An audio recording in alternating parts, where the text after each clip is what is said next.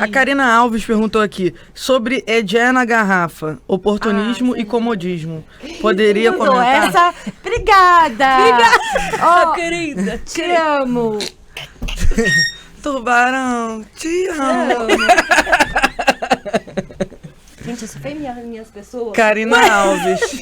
Pra anotar o nome. Depois. Vai botar embaixo do Ibad. Não, eu já falei, gente, assim, que a gente Sua casa lagar já sabe.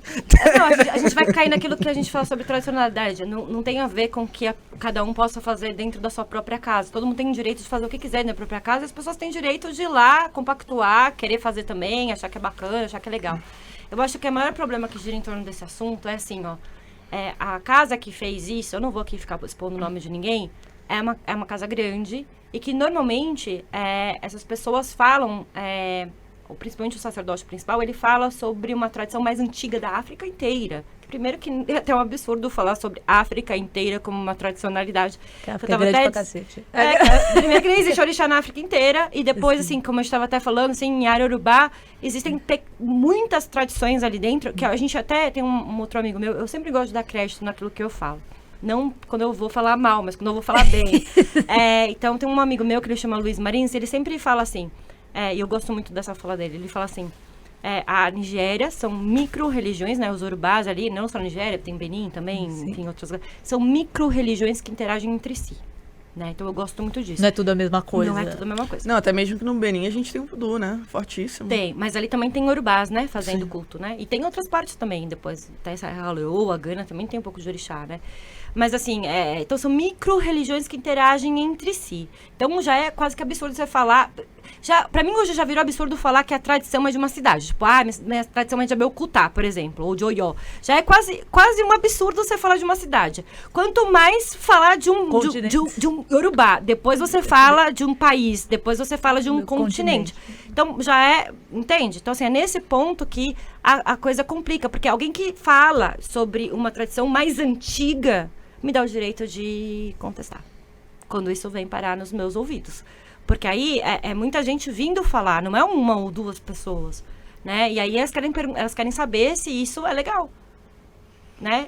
Se isso é válido, se isso... E assim, é legal no culto dessa pessoa? No culto dessa pessoa. Pra mim, você quer continuar indo lá, não sou eu que vou me ferrar um dia, ou não sou eu que vou ter a consequência disso.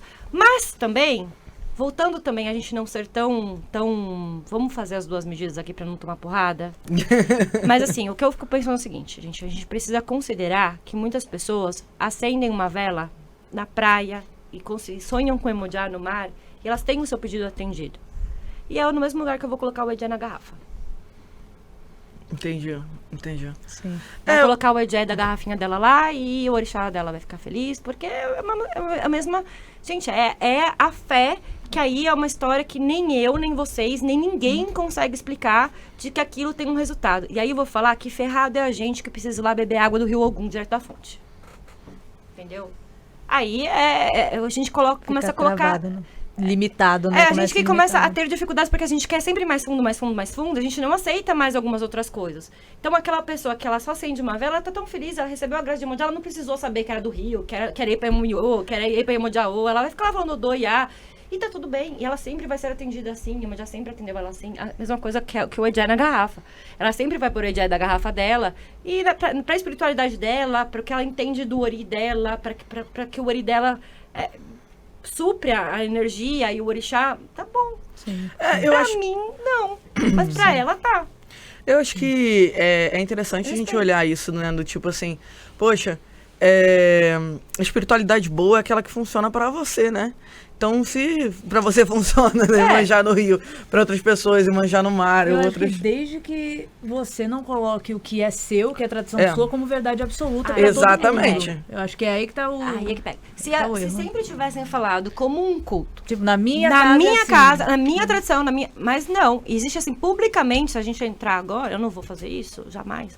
Mas assim, vai ter um vídeo lá da pessoa falando sobre, é a coisa mais tradicional. Não isso, não é especificamente o do Edé da garrafa, mas falando, às vezes, de uma forma generalizada sobre uma cultura inteira. Então, assim, acham muito complicado. E aí, quando coloca nesse lugar de generalização, aí eu acho que todo mundo que é do culto tradicional urubá tem que falar, opa, calma aí. Sim.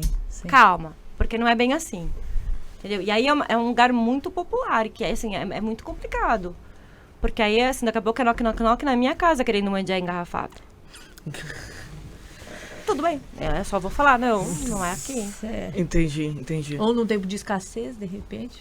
Gente, assim, olha, eu vou falar que assim, ó. Mas às vezes não é, de repente, uma facilidade da pessoa não conseguir, sei lá, um Ejé específico e às vezes precisar de um negócio assim?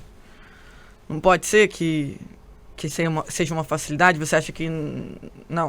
Pra você amolar um bicho, primeiro que eu tenho muito respeito. Eu falo que eu não sou açougueira, carniceira, qualquer coisa assim. Pra gente fazer esse ritual de imolação, tem um morô, tem um ritual pra você fazer. A gente tem que fazer com muito respeito, né? Então, assim, é muito rezado. E fora que esse animal, muitas vezes, depois que você faz as partes que você precisa ali, tudo é usado praticamente do bicho. Então, assim, precisa tem um ori do bicho, inclusive, que ele é muito respeitado. Então, tem muitas coisas que você tira daquele ritual. Para que seja um ritual completo, entende? E aí é o que eu te falo de novo, que eu acho que o que permeia ali é a grande quantidade de pessoas e que aí não consegue suprir todo mundo. E aí precisa criar outros mecanismos para que isso seja suprido. Porque se fosse um grupo um pouco menor, e eu não tô falando disso, gente, porque para me colocar aqui num lugar de que agora quero, o problema é que tem muito filho, daí vai achar, não. Ó, eu tô aqui de prova que, cara, nem que se batesse na minha porta, enfim, não ia dar certo. Porque o que eu falo, não tem como. Até porque, assim, essas pessoas, a maioria, elas estão no culto de Fá. E já vai ser meio complicado estar ali, né, dentro da minha rotina. Mas, assim, então, né, só pra não parecer que, tá reclamando porque agora quer pegar, tipo, fiéis da pessoa, tá com ciúmes. Não tô, né.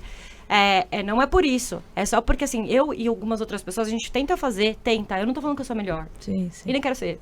Porque eu acho terrível esse negócio de você ser faz boba. você faz o seu e tá bom. Eu acho ruim, né? Eu tenho um lado que não quer também, assim, sabe? A gente tem que ser humano só, né? E tá bom ser humano. Já é demais. Já é difícil. Já é difícil ser humano. Então, não quero ser a melhor, eu não sou a melhor, eu não sou a mais certa, eu não faço tudo o mais certo possível, não faço isso.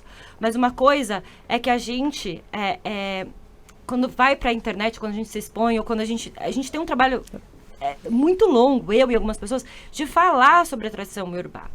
E não é de hoje, antes de eu ir pra Nigéria, antes de eu pensar, de eu cogitar um dia que eu podia ir pra lá.